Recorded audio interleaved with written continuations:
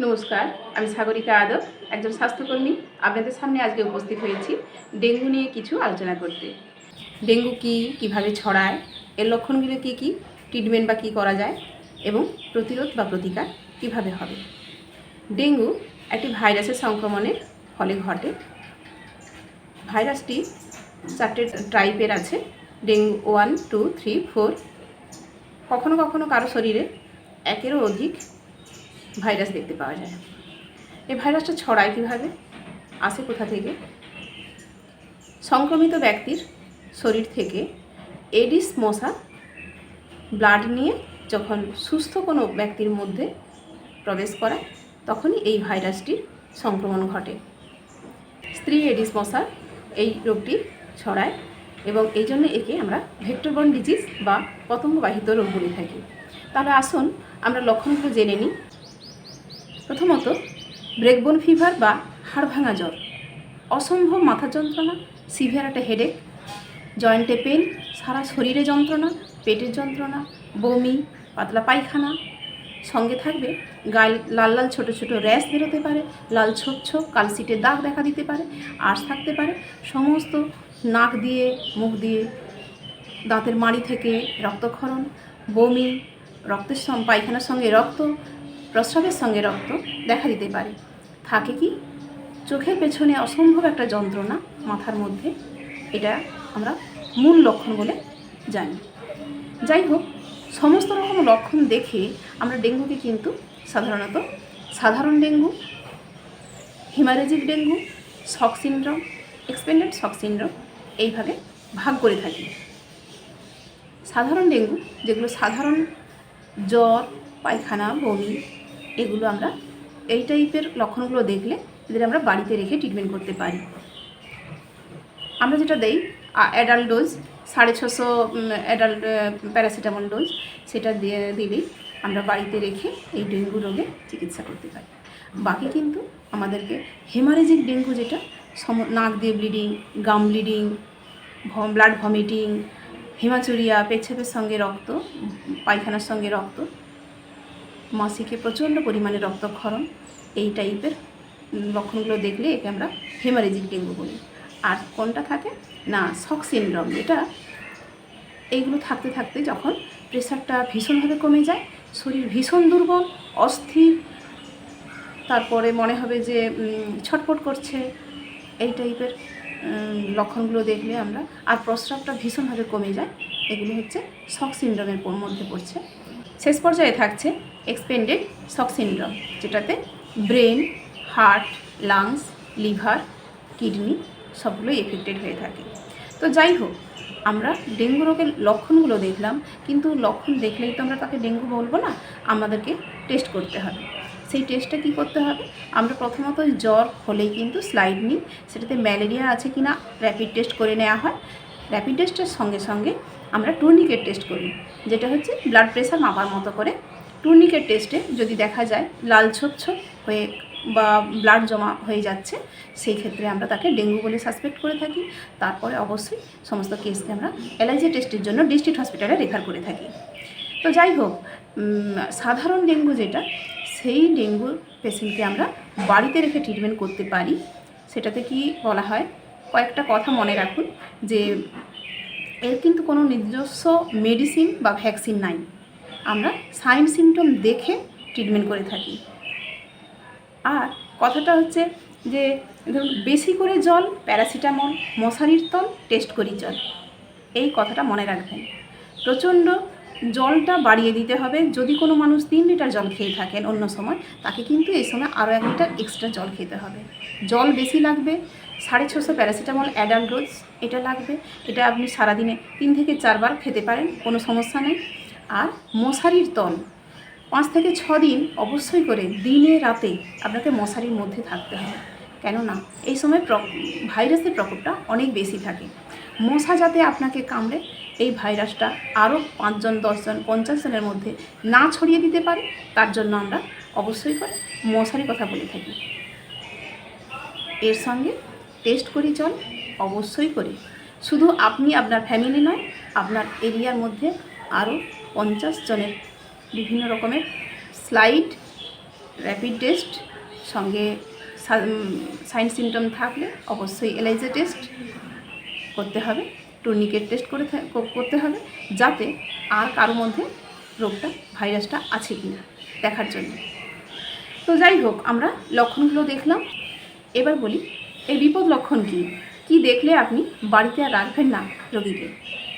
যদি দেখেন যে পেশেন্ট খুব ঝিমিয়ে পড়ছে, জ্বরটা কমছে না, একটানা বমি করে যাচ্ছে, প্রচণ্ড পেটের যন্ত্রণা হচ্ছে, বিভিন্ন জায়গা দিয়ে রক্তক্ষরণ দেখা দিচ্ছে, বেহুশ হয়ে যাচ্ছে, আচ্ছন্ন হয়ে পড়ছে, ধরুন শ্বাসকষ্ট হচ্ছে, ধরুন খিঁচুনি হচ্ছে, কনভালসান হচ্ছে, এই টাইপের লক্ষণগুলো যদি দেখি, বা প্রস্রাবটা ভীষণ কমে গেছে, আমরা কোনোভাবে এই পেশেন্টকে বাড়িতে রাখবো না, অবশ্যই করে রেফার করতে হবে, আমরা ডিস্ট্রিক্ট হসপিটালে রেফার করব। তাহলে আমরা টুর্নিকেট টেস্ট আর এলাইজা টেস্টের মাধ্যমে সঠিকভাবে জেনে নিচ্ছি ডেঙ্গু কাদের আছে এবং কাদের কিভাবে ট্রিটমেন্ট করা যায়। তাহলে এরপরে আসি প্রতিরোধ কী করব বা প্রতিকার এর কী আছে। এর মূল হোতা কিন্তু এডিস মশা, স্ত্রী এডিস মশা। একটা কথা আপনারা জানেন কি, পুরুষ মশা গাছের পাতা রস খেয়ে থাকে, কিন্তু স্ত্রী মশা রক্তপান করে থাকে। কেন কি? তাদের বংশরক্ষার দায় থাকে যে ডিম পরিপুষ্ট করার জন্য তাদেরকে ব্লাড নিতে হয়। তো স্ত্রী এডিস মশা একসঙ্গে ধরুন তার পেট ভরানোর জন্য কমপক্ষে 30-40 জনেরও ব্লাড সে নিতে পারে, খেতে পারে, কামড়াতে পারে একটানা, যতক্ষণ না তার পেট ভরছে। তাহলে এই মশাগুলো ডিম পাড়ে স্বচ্ছ পরিষ্কার জলে, আর মাত্র 1 থেকে 1.5 মাস বাঁচে, তার মধ্যে কিন্তু সে 3 থেকে 4 বার পর্যন্ত ডিম পাড়তে পারে। তাহলে ভেবে দেখুন কি বিশাল পরিমাণে তারা মশার জন্ম দিচ্ছে, যেটা আপনার আমার জন্য ভয়ঙ্কর, ক্ষতিকর। আসুন তাহলে কীভাবে মশা মারা যায় দেখি। স্ত্রী এডিস মশা দুটো প্রজাতি হয়, Aedes aegypti, Aedes albopictus. Aegypti যদি বাড়ির মধ্যে থাকতে ভালোবাসে, এলবোপিক্টাস কিন্তু বাড়ির বাইরে থাকতে ভালোবাসে। তাহলে আপনার আমার কোথাও শান্তি নাই, বাড়ির ভেতর কেন বাইরে কেন? এডিস মশা আছে, আপনাকে কামড়াতে পারে, আপনার ডেঙ্গু হতে পারে। শুধু এডিস মশা নয়, বিভিন্ন টাইপের মশা আছে, 3000-এরও বেশি প্রজাতির মশা আছে, যারা বিভিন্ন রকমের রোগ ছড়িয়ে দিতে পারে, তাই তো? তাহলে মশা আমরা কিভাবে ধ্বংস করব? বাড়ির মধ্যে সকাল হলেই আপনি জানালা দরজা খুলে দিন, আলো বাতাস পূর্ণ করুন, ঘরের আলনার জামা কাপড়, খাটের তলা, পর্দা, জানলা পর্দা, দরজার পর্দা বা আলমারির পর্দা সব কিছু ঝেড়ে পরিষ্কার করে মশা তাড়িয়ে দিন, পরিষ্কার রাখুন, ঘরদোর পরিষ্কার রাখুন। তারপরে কি করবেন? বিকেল 4টার পর থেকে জানলা দরজা লাগিয়ে দিন, অল আউট দিন, ম্যাট কয়েল দিন, মশা মারা ধূপ জ্বালুন, এমনকি ব্যাট যে আছে, ইলেকট্রিক ব্যাট যেগুলো দিয়ে মশা মারা যায়, মারুন। সঙ্গে কি করবেন?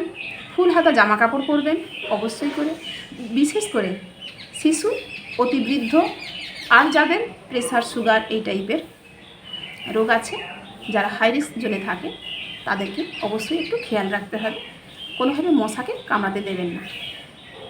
মশা কিন্তু সকালে কামড়াতে ভালোবাসে, ভোর সকালে, আর রাত্রের আগে, সন্ধ্যের দিকটা।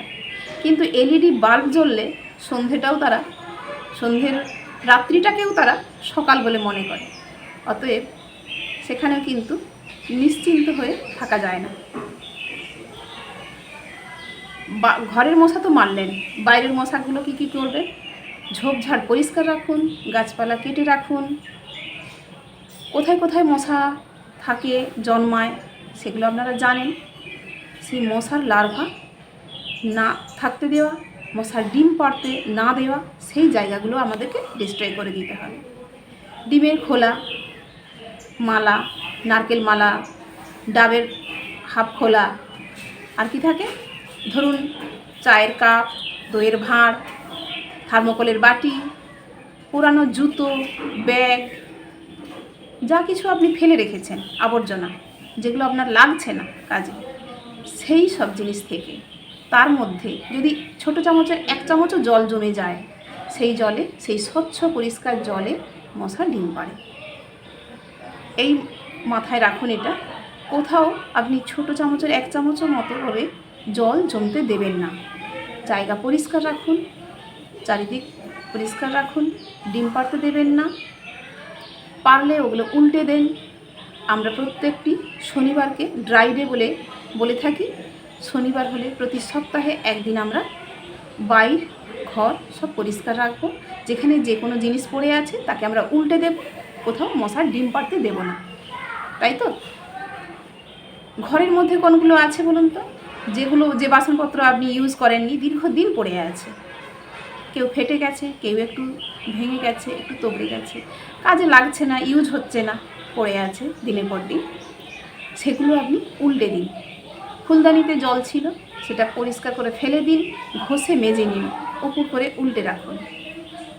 ফ্রিজের পেছনে যে জলটা জমে যায় সেটা পরিষ্কার করুন 7 দিনে 1 দিন। এসির মেশিনটা পরিষ্কার করুন। আর ফ্রিজের পেছনে যে জলটা জমে যায় সেখানে একটু লবণ বা নুন ফেলে দিন, মশা সেখানে ডিম পাড়বে না। তাহলে ডিম পাড়তে দেওয়ার সুযোগ ওদের দেয়া যাবে না। ডিম পাড়লে যেখানে লার্ভা আপনি দেখতে পাবেন, চোখে পড়বে, কোথাও কোনো জায়গায় বাইরে ছোট ছোট কিলবিল করছে মশার লার্ভা, সেখানে কেরোসিন দিন। তাহলে মশা জন্মাতে দেব না, মশা থাকলে সেটাকে মারব। এই এডিস মশার কতগুলো ভালো লাগার জিনিসগুলো জেনে রাখুন।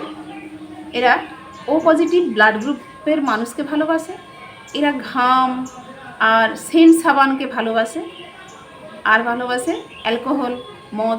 যারা মদ খায়, প্রচুর ঘাম দেয়, হেলদি ওবেসিটি আছে যাদের, সেই টাইপের মানুষজন সেগুলোকে ভালোবাসে। আর কয়েকটা রং ভালোবাসে, লাল, নীল, কালো। কোনোভাবে এই জামা কাপড়গুলো পরবেন না। কখন পরবেন না? ধরুন জুন মাস 30শে জুন থেকে 15ই জুন থেকে 30শে সেপ্টেম্বর পর্যন্ত আমাদের বর্ষা থাকে। এই সময়টা মশার প্রকোপ দেখা দেয় বেশি।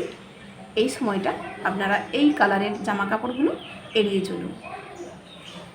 আর কি করবেন? মশার লার্ভা মারলেন, মশার ডিম পাড়তে দিচ্ছেন না। আর যেখানে যা মশা আছে সেগুলো মারার ব্যবস্থা আমরা করছি, কেমন? কিন্তু মশারি টাঙিয়ে শুতে হবে দিনে এবং রাতে। প্রতিটি মানুষকে ঘুমানোর সময় অবশ্যই করে আপনি মশারি টাঙান। জানালাতে পারলে নেট দিন। যদি মনে হয় যে পুরানো মশারি আছে, কোথাও হয়তো একটু ফুটো হয়ে গেছে বলে আপনি তুলে রেখেছেন, সেটাকে কেটে সুন্দর করে নেটের মতো করে জানালাতে লাগিয়ে দিন। আমাদের ঘরের মধ্যে যে রিজার্ভার ট্যাঙ্ক রয়েছে, সেই সমস্ত জল সপ্তাহে 1 দিন করে ফেলে দিন, পরিষ্কার করে ঘষে শুকনো করে নিন, তারপরে আবার জল ভরুন। যাদের বালতি কলসিতে জল ধরে রাখার অভ্যেস আছে তাদেরও অবশ্যই সেটাকে ঢাকা রাখতে হবে। ঢাকনার অভাব থাকলে সাদা কাপড় দিয়ে ঢেকে রাখুন।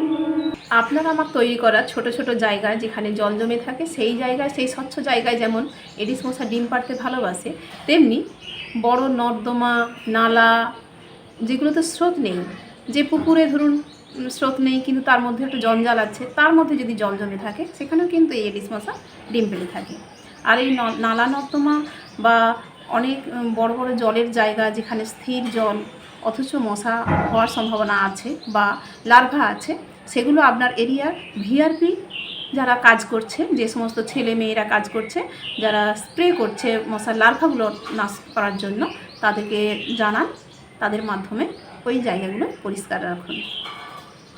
মোটামুটি এই হচ্ছে এডিস মশা এবং ডেঙ্গু সংক্রান্ত তথ্য, যেটুকু আমি পেরেছি।